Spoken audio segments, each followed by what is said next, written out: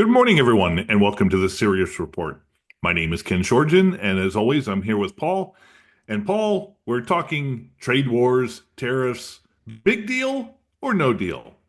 Paul, as always, I want to thank you for being a part of the discussion, and it's something that Trump has pulled out of his arsenal from the very start. And the question is it really going to be significant, or is it just a lot of bloviating to try to intimidate nations while instead trying to find fair deals along the way? Well, yeah, it's a great question, and obviously, thanks again for joining me today as well, Ken. Much appreciated.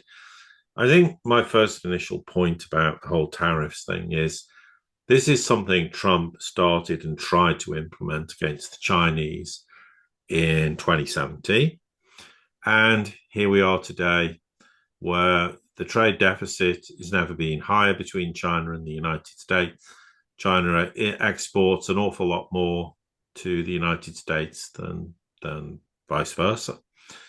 The US has not, in any way, shape, or form, done anything to address that imbalance, and tariffs have been in place on a whole raft of goods and services coming into the United States. It's made not a scrap of difference. So why repeat the same exercise again expecting a different outcome? I think that's called insanity. And I it just seems rather pointless to me. And I think it's interesting to note with China that they immediately came out with this blanket coverage of 10% on all Chinese goods and services. Seems rather like tokenism to me. It's like sort of pretending to act tough but not really. But I think the question that was asked by a reporter, and I'll start with that, was when they said, look, do tariffs increase prices? Will the administration reverse them? And some White House spokesperson came out and went, that's a hypothetical question because the president is intent on ensuring that he effectively implements tariffs, apparently while cutting inflation and costs for the American people. Well, frankly, that's nonsense because, and I'll give a really simple example of this. And okay, there is going to be even more costs associated with capex, capital expenditure, operational expenditure. But let's just use the assertion that a widget costs $1 to manufacture in China, and then Trump goes, "I'm going to put 100% tariffs on the widget." Then the widget costs $2. Now, here's the problem. Currently, the United States doesn't produce that widget because it hasn't got a strong manufacturing base. So until the United States produces that widget, Americans are going to pay twice as much as that widget for the time being. It's the time being could be 5 years, 2 years, 10 years, depends on the sector. Now, when eventually the US manufactures these widgets, they're not going to cost $2. It probably costs at least $4. Why? Because they have to pay far higher wages, and people are going to demand far higher wages when they're in, because of tariffs, they're paying much higher costs for a widget, for example. I mean, and then there's all the capex, as I said, and operational costs. So the question is, nations like the United States, people will want to continue to import from China and not the United States because it's still cheaper. And if not, the US population is going to have to pay 4 times or more to buy made in USA compared to the widget that costs $1. If it costs $4, $5, whatever. So how's that seriously going to play out? It's not. And the simple maths demonstrates why there's this fallacy that the United States is going to, reshore all this manufacturing base. Bearing in mind, of course, it's going to continue to put tariffs on commodities that it can't clearly produce in its own country, which is why it's threatening to try and buy Greenland, or any country, like Ukraine. Suddenly, Trump wants Ukraine's rare earth metals as payment for the fact the United States has stumped up obscene amounts of money to prop up the war effort. Of course, even Zelensky had to remind Trump that the vast majority of those rare earths actually are now controlled by Russia on soil that Russia regards as its own. But the point is, the US is in a position to deal with that problem, which is producer price inflation. So it's not just buying the finished article, it's buying parts, it's buying those resources to produce the finished product. So the cost is then going to increase markedly from even my estimate of $4 at a minimum to produce a widget. It could end up at 6, 7, or 8. And I'm not exaggerating, not in all cases. Let's be objective about this. But that means the people in the United States are going to pay higher prices. That equates to price inflation. So, how exactly is Trump going to cut inflation and costs for the American people when what he's doing is going to be precisely the opposite? Assuming, of course, the United States can ever have the manufacturing base that will operate inside their country, because there were statements coming out, well, this isn't inflationary because Americans will buy less. Well, because the idea is there won't be more money chasing fewer goods, which is the principle of inflation. Well, the problem with that is you're then going to attract all this investment to come into the country and say made in USA, and people are going, we can't afford to buy any of this stuff. So a lot of these made in USA companies will go to the wall because the people simply can't afford to buy the stuff. So this is, again, just not thinking any of this through with any degree of clarity. And I think for me, that's the starting point of why someone needs to say to Trump, look, you've got to be extremely careful what you're doing here. We understand you want to have made in USA, and I'm all for that. But you have to think a lot more cleverly about how you're going to implement that. What are the steps and the processes? And tariffing the rest of the world into oblivion is not the answer, clearly. Very true. And I've got some different thoughts on this regards to much of what is exported from China to the United States is in reality US based goods and companies simply manufacturing using the labor in China. Same thing with Mexico. Same thing with Canada. There are individual things that come from each of those countries, but when you take a look at the shelves, and I'm talking about this just on the ground, you do not see a lot of made in China articles that do not also, they're not like, say, toilet tissue, Scott products. Scott makes toilet tissue and whatever. It's made in China, but it's still the American corporation. So I can see where the tariffs, because these are American goods that are made in China coming back to America, the tariffs would be a stick to try to get these companies to move back to the United States. That's fine. That's understandable. 10% tariff on actual Chinese created goods really in a long sense are meaningless, because even a 10% addition to costs are not that much. Say like the EV cars that China's making, even though they've been banned from Europe and the United States, they're being built for the equivalent of $20,000 to $30,000, $20,000 to $40,000. If you put a 10% tariff on that, okay, so you're adding $2,000, $3,000, or $4,000 to the cost of the car. In Detroit, they're making a worse EV car for $80,000. So people are going to be willing, hey, you know what? I'll pay the extra 10% for a much better car, and it's half the price of what's made in the United States. So in the long run, the tariffs for individual things that people want are going to be relative, because it's relative to what they could get if they didn't have access to that. Secondly, much of the cost in the United States has nothing to do with goods. It has to do with regulations, and it has to do with things like healthcare or education costs, or a lot of these things that, rents that have nothing to do with what is manufactured in China or in Mexico or in Canada or whatever. Most of the problems in the United States are based upon intrinsic things that are US only. And yeah, okay, maybe medical tools and that are sent from China, but you know what? They're cheaper. But why do they cost more once they get to the United States? Why are they being sold by the corporate bodies at a much higher cost. Take a look at an Apple phone. An Apple phone built in China at Foxconn is about $275, but sold it's $1,250. That's how much markup that the U.S. company already does without the tariffs.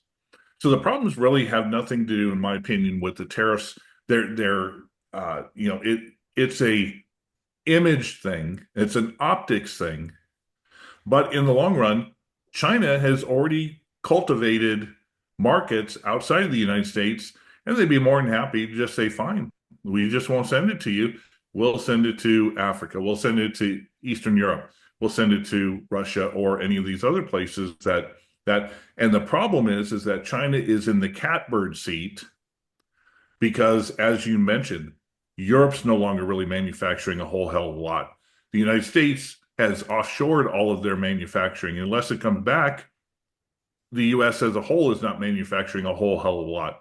This is why Trump is focusing on oil, because energy is about the only thing we really have besides sending our inflation and sending our dollars out. We really don't have anything. So the tariffs, in my opinion, are an attempt to appease at the optic level what's with the U.S., maybe with the Treasury Department, who knows.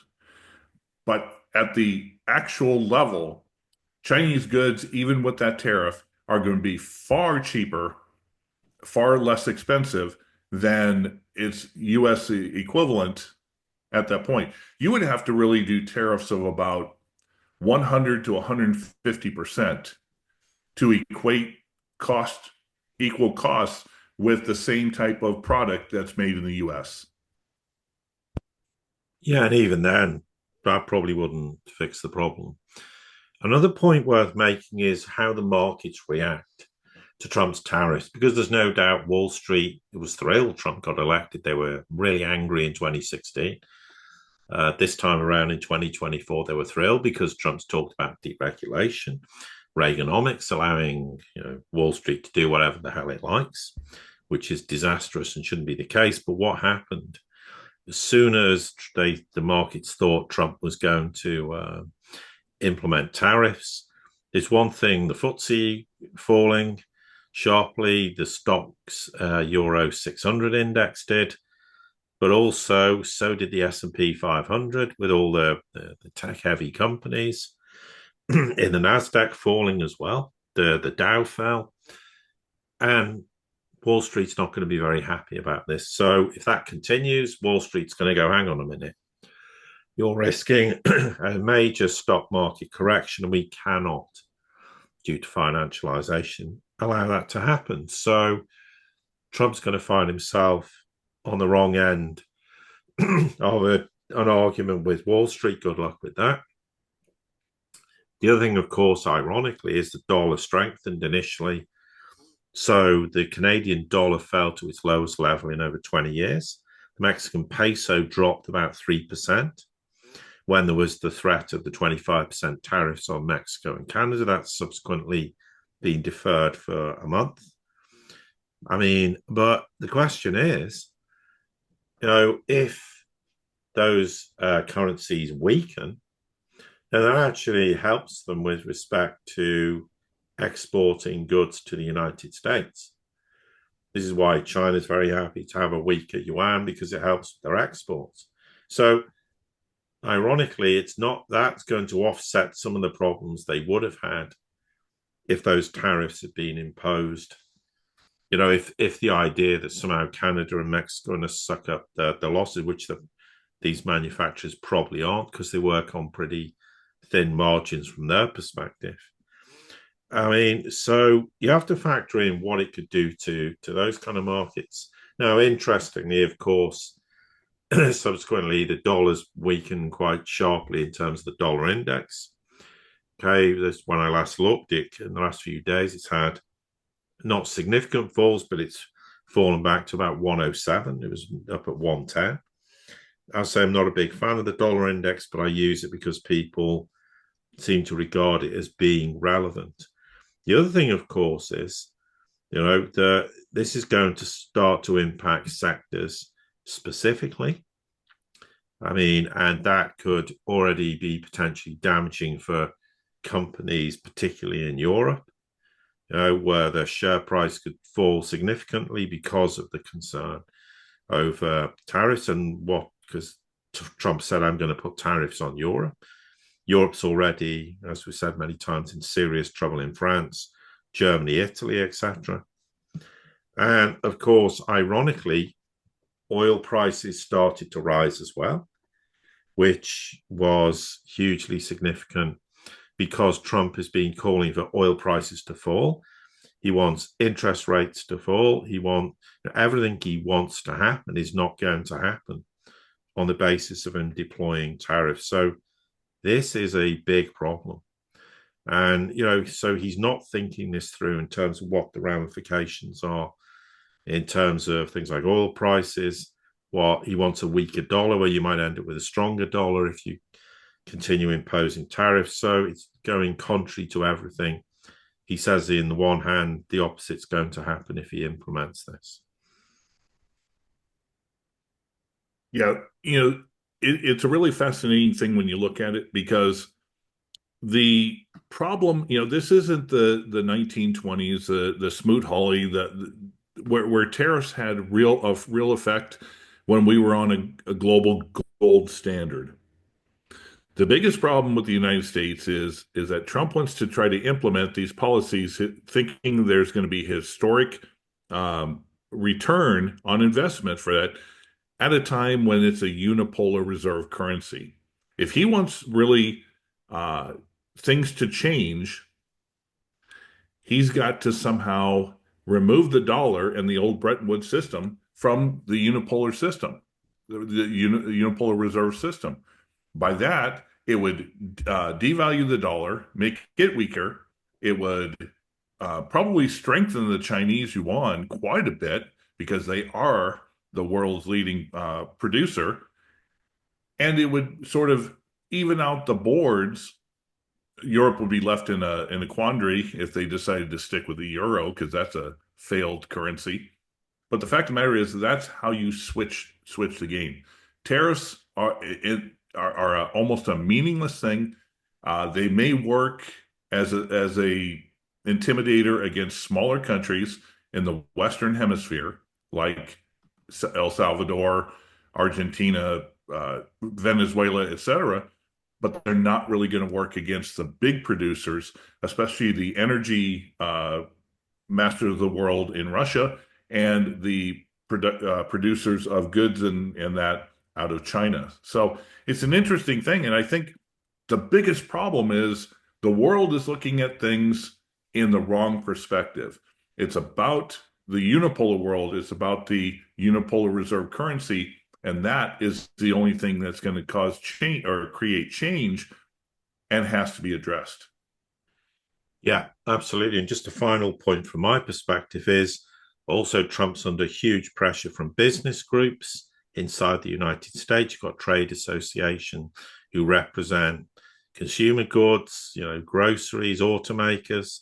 They're warning Trump against these tariffs, and therefore on that basis, it's going to cause problems because Americans will have more expensive groceries. Automakers have warned tariffs are going to raise the cost also of building vehicles in the United States.